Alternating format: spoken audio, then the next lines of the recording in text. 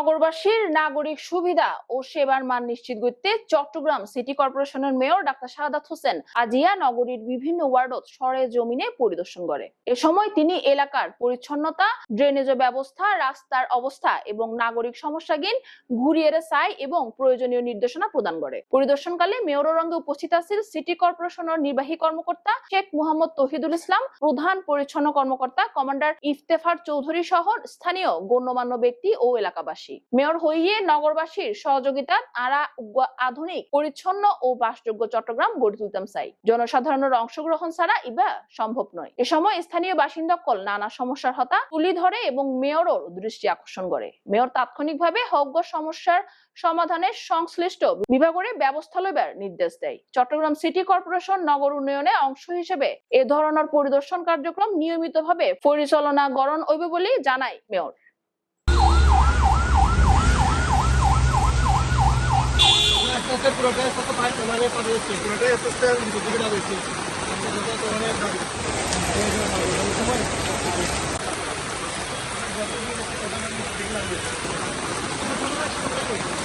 Thank you.